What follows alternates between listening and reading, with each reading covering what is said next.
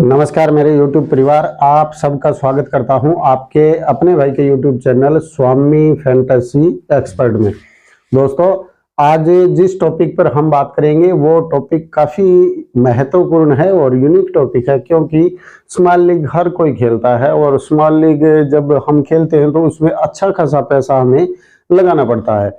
या हमने सीवीसी अच्छे से चूज नहीं किए, या जो प्लेयर 11 प्लेयर हमें जिताते हैं उनमें अगर किसी भी तरीके का हमने डिफॉल्ट कुछ फॉल्ट रख दिया, अगर किसी भी तरीके की वीकनेस हमारी टीम में रह गई तो हमारा जो अच्छा खासा इन्वेस्ट होता है वो चला जाता है। जीएल का एक अलग फंडा होता है कि हमने 49 लगाया और 49 अगर गया तो सिर्फ 49 गया, पर एसएल हम खेलते हैं तो एसएल में क्या होता है कि हम अच्छा खासा इन्वेस्ट करते हैं। प्रत्येक मैच में हम 100 रुपए से लेकर के 1000 रुपए 2000 रुपए जैसा हमारा बजट है उस हिसाब से हम जाते हैं, अच्छा खासा इन्वेस्ट करते हैं। और अगर एक खिलाड़ी या एक छोटी सी वीकनेस की वजह से हमारा इतना सारा पैसा है वो चला जाए तो उसका दुख भी होता है। अगर हम अच्छा तरीका बना करके उस तरीके के हिसाब से उस लक्ष्य पर अगर हम चलेंगे तो 1-2 मैच हम हार भी जाएं तो भी हमें फर्क नहीं पड़ेगा। क्यों नहीं पड़ेगा फर्क? कि हम 2 से 3 मैच हार गए तब भी हमने 6 से 7 मैच है वो 10 में से निकाल लिए तो हम प्रॉफिट में रहेंगे। पर प्रॉफिट में रहेंगे कैसे? हमारे जो 11 के 11 प्लेयर हैं वो प्लेयर स्टिक होने चाहिए। उसके बाद सीवीसी। सबसे पहले हमें इन 13 पॉइंट पर ध्यान देना होता है। 11 हमारे प्लेयर हो गए और 2 हमारे सीवीसी हो गए। अगर ये अच्छे निकले तो हमें अच्छा खासा रकम है वो वहां से मिल जाता है। ऐसा है, अगर हम यहाँ पर देखें तो 0.5 से भी चूक गए तो हम चूक ही गए। और जीएल में तो हो सकता है कि हमारा रैंक नीचा भी आया तो भी हमारा 49 वापस आ जाता है, पर स्मॉल लीग में ऐसा नहीं होता। तो हम क्या तरीका लगाएं कि स्मॉल लीग में हमारा जो रकम है वो 80% हमारे पास वापस आने के चांस उसके बने, नहीं कि जाने के चांस बने। तो ऐसा हमें कोई तरीका देखना पड़ेगा। वीडियो शुरू करूं उससे पहले ही मैं आपको बोल देना जरूर चाहूंगा कि आप मेरे YouTube चैनल को सब्सक्राइब कर लीजिए और टेलीग्राम चैनल से भी जाके जुड़ जाइए, ताकि हर कोई छोटी बड़ी अपडेट्स हो वो आप तक आसानी से पहुंच सके और हमारा जो फ्री टीम्स होता है वो भी आप तक टाइम पर पहुंच सके। चलो हम वीडियो पर बात करें तो आज का वीडियो है स्मॉल लीग रैंक 1।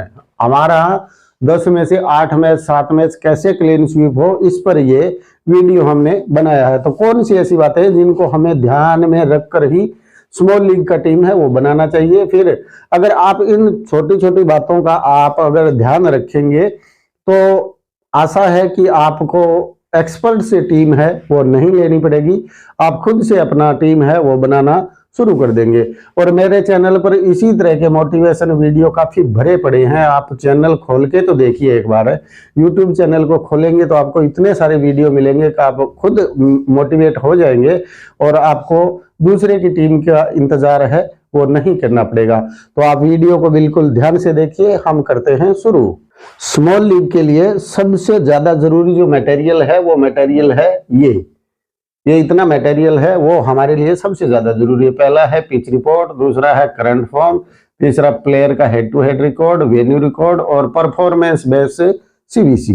ये हमारे जो 5 टॉपिक हैं, यही टॉपिक हैं वो हमें स्मॉल लीग है वो एक तरफा विन करवाएंगे। और मैं आशा करता हूं कि ये वीडियो पूरा देखने के बाद आप स्मॉल लीग है वो नहीं के बराबर हारेंगे, अगर आप ध्यान से वीडियो को देखते हैं। सबसे पहले हमने मालूम करना होता है कि हमारा पिच है वो बैटिंग पिच है या फिर बॉलिंग पिच है। सबसे ज्यादा जरूरी चीज यही होता है। अगर हमने पिच रिपोर्ट अच्छे से स्टडी किया कि वो बिल्कुल से बॉलिंग पिच होने वाली है, ये हमने अच्छी तरीके से स्टडी कर लिया, तो यहाँ से हम बैट्समैन को ड्रॉप करेंगे और यहाँ पर ऐड करेंगे। हम किसको ऐड करेंगे? बॉलर को। ज्यादा से ज्यादा हम बॉलर को ऐड करेंगे क्योंकि ये बॉलिंग पिच है। और अगर हो बैटिंग पिच तो हम बॉलर को कम से कम लेंगे और इनको हम ऐड करेंगे अपनी टीम में। ऐड इसलिए करेंगे क्योंकि वो बैटिंग पिच है तो बैटिंग के हिसाब से बैटर को हमें लेना है। ये तो हो गया पिच रिपोर्ट पर। दूसरा आता है करंट फॉर्म। हमें सबसे ज्यादा जरूरी जो मटेरियल है वो 2 नंबर मटेरियल है। वो क्या है कि करंट फॉर्म, खिलाड़ी का फॉर्म कैसा चल रहा है। एक मैच में उसने 50 रन मारे, दूसरे में उसने 39 रन मारे और तीसरा मैच अभी उसका आने वाला है। तो करंट फॉर्म है उस खिलाड़ी की अच्छी है। तो अगर वो खिलाड़ी ये पॉइंट हमें बॉलिंग से दे रहा है और बॉलिंग पिच है, तब तो ये हमारा सीवीसी ये बनने वाला है, क्योंकि ये पीछे से ही 50 से 40 के बीच में पॉइंट पहले से ही देके आ रहा है। आज तो उसे बॉलिंग पिच मिल गया है, तो बॉलिंग पिच अगर मिला है तो वो 50 के सीधे डबल देने वाला है, और डबल अगर देगा तो हम उसको सीवीसी बनाएंगे। तो 100 पॉइंट अगर वो सीधे दे रहा है तो सी बनाने के बाद उसके 200 पॉइंट है वो होने वाले हैं। इसी तरह से अगर वो बैटर है, ध्यान से सुनिएगा आप, अगर वो बैटर है और उसके मुफीद उसे पिच मिल गया है, बैटिंग पिच है, और वो स्कोर कुछ इस तरह से कर रहा है, करंट फॉर्म उसका कुछ इस तरह से है, तो ये सीधा 50 का 80, 90 या 100 तक ये लेकर के जा सकता है, आराम से लेकर के जा सकता है। तो सीवीसी का सबसे बड़ा वो ऑप्शन है, ये एक जरूर निकल करके आने वाला है। तो दूसरा हो गया खिलाड़ी का करंट फॉर्म। तीसरा आया प्लेयर का हेड टू हेड रिकॉर्ड। अभी हम तीसरे नंबर तक चले गए। आप तीसरे नंबर को आप देखेंगे तो प्लेयर का head to head record, head to head record मतलब उसका उस टीम के अगेंस्ट कैसा परफॉर्मेंस है। पिछले हमने 5 या 6 मैच देखे, उसमें वो 0 पर गया, एक पर उसने 15 मारे, तीसरे में उसके 75 रन है, और एक में मान लीजिए आप 20 रन है। फिर हमने चौथा मैच देखा तो उसमें यही कोई 20 के करीब या 18 के करीब उसके रन है।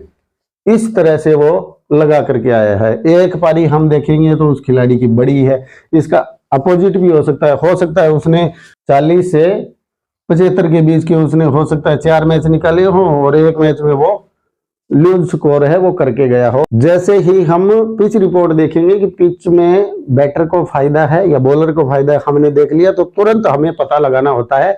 वो 20 मिनट का जो टाइम होता है लाइनअप आने के बाद में, उनमें हमें ये पता लगाना होता है कि इसने 75 रन इस टीम के अगेंस्ट लगाए थे, तब वो पिच आज की पिच की तरह थी, यानी कि वो बॉलिंग पिच थी या वो बैटिंग पिच थी। जब इसने ये रन लगाए थे तो उसने तुक्के में लगा दिए, या फिर वो पिच के मुफीद गया था और उसी तरीके का पिच है वो था वहां पर, और उसने ये इतने रन बनाए, या फिर कुछ इस तरह का फॉर्म उसके 4 मैच से चल रहा है, तब तो हमें पिच रिपोर्ट भी देखने की ज्यादा जरूरत नहीं पड़ेगी, क्योंकि ये खिलाड़ी उनके खिलाड़ियों को अच्छी तरह से जानता है। अगर ये बॉलर है तो उनके बैटर को जानता है आउट करना, और अगर ये बैट्समैन है तो उनके बॉलर को खेलना अच्छी तरह से जानता है, ये देखने के बाद। पर अगर इस तरह का पैच अगर कोई फंसता हो, जैसे 75 एक मैच में लगाए बाकी 4 में फ्लॉप हो, तो ये तुक्के पर भी हो सकता है और पिच के हिसाब से भी हो सकता है। पर लॉजिक तो यही कहता है कि अगर ये लगा रहा है 75 रन लगा रहा है, तो हमें इस खिलाड़ी के बारे में जरूर सोचना पड़ेगा। तो इस तरह से हमें पता लगाना जरूरी होता है। ये होता है प्लेयर का हेड टू हेड। फिर होता है वेन्यू।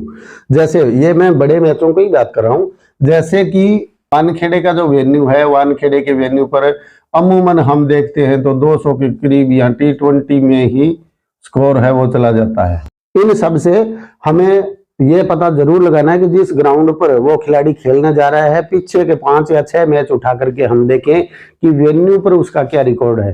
तो वेन्यू अगर अच्छा है और उसके मुफीद ही टीम है, उसके बॉलर भी उसके मुफीद है या उसके बैट्समैन है वो भी बॉलर के मुफीद है, तब जाकर के वेन्यू का रिकॉर्ड हमें अच्छी तरह से ज्ञात होगा कि वेन्यू का क्या रिकॉर्ड है। रोहित शर्मा है, वो ईडन गार्डन में अच्छा करते हैं, हमेशा से अच्छा करते, तो हमें ये पता लगाना जरूरी है ताकि हमारा वेन्यू जो है वो अच्छी तरीके से निकल पाए। और ये महत्वपूर्ण जो हम 3 से 4 खिलाड़ी बड़े प्लेयर जो हम लेते हैं ना, उनका आप निकाल लेंगे तो भी काफी है।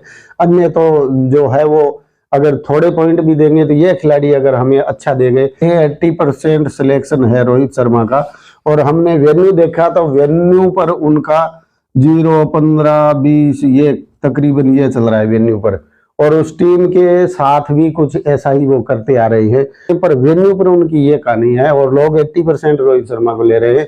तो अगर हमने रोहित शर्मा को यहाँ पर ड्रॉप किया तो कन्फर्म मानिए हम इनसे काफी आगे निकल जाएंगे, क्योंकि 80% लोगों ने रोहित को ले रखा है और हमने उनको रिस्क लेके ड्रॉप किया है, क्योंकि वेन्यू का हमें पता है भैया रोहित शर्मा यहाँ पर नहीं चलेगा, चाहे यहाँ पर ल्यूज से ल्यूज बॉलर भी आए, वो अपना विकेट है वो थ्रो कर देगा। इस चीज का अगर हमें पता लग गया तो हम इनको जैसे ही ड्रॉप करेंगे, तो यहाँ से अगर हमारा खिलाड़ी कोई 15 पॉइंट भी देके निकल गया ना, तब भी ये रोहित शर्मा इनके जो पॉइंट है वो कवर कर जाएगा, ये कन्फर्म मानिए।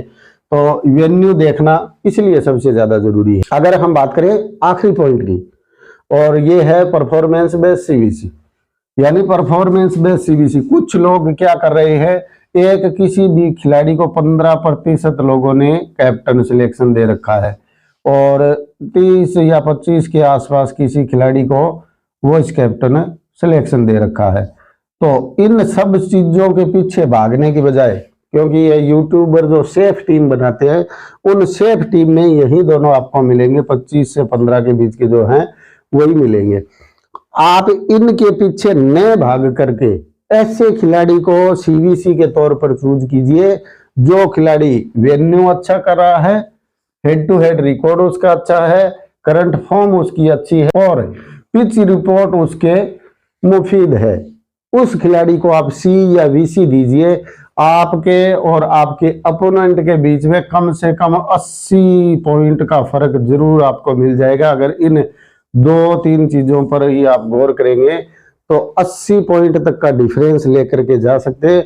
इसलिए इन सब बातों का मेल जोड़ जरूरी है। जैसे कि मान लीजिए हम हसरंगा किसी टीम में हैं और हसरंगा को हमने कैप्टन कर दिया और हसरंगा कैप्टन है 20%, तो हसरंगा आप सोच रहे हैं कि मैंने तो अच्छा खासा इन्वेस्ट किया है और मुझे सेफ जाना चाहिए, 20% कैप्टन सिलेक्शन हसरंगा पहले से ही, मैं इनके ऊपर रिस्क नहीं लूंगा। तो आप मत लीजिए इनके ऊपर रिस्क। कौन कह रहा है कि आप इनके ऊपर रिस्क लें? आप वीसी के ऊपर रिस्क ले सकते हैं। वीसी किसी ऐसे खिलाड़ी को बनाइए जिसका 3% तक का या 4% तक का वीसी सिलेक्शन है। कम से कम इन 5 में से 4 बातों पर वो खरा उतर रहा है, कम से कम 4 बातों पर, तो उसे आप वीसी दीजिए ताकि ये पॉइंट भी आपके कवर होंगे। और वीसी अगर आपको 20 पॉइंट भी एक्स्ट्रा देकर के जाएगा तो 20 के डायरेक्ट 30 पॉइंट जुड़ने वाले हैं, क्योंकि 1.5 के आधार पर 30 पॉइंट जुड़ने वाले हैं। तो आप की टीम है वो एक तरफा जाएगी।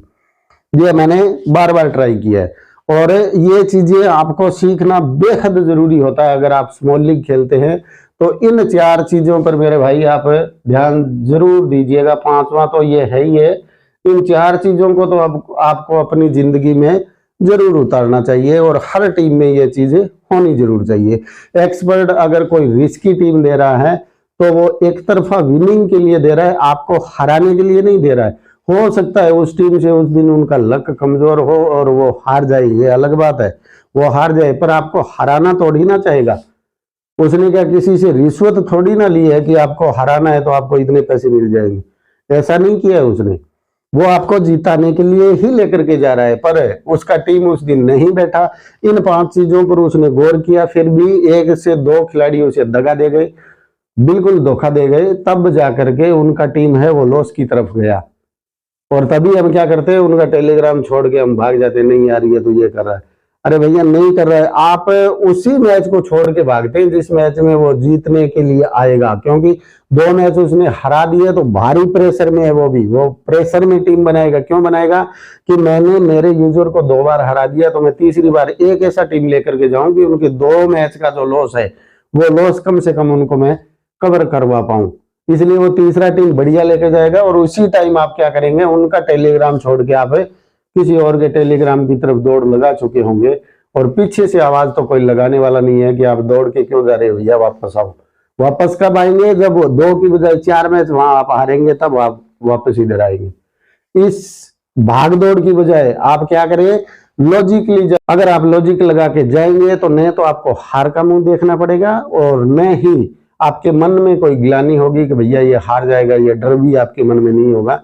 आप बिल्कुल लॉजिक के साथ जाएंगे तो आत्म संतुष्टि आपको जरूर रहेगी। मैं लॉजिक के साथ गया, 1 मैच हार गया तो क्या हुआ, अगला मैच में जीतूंगा।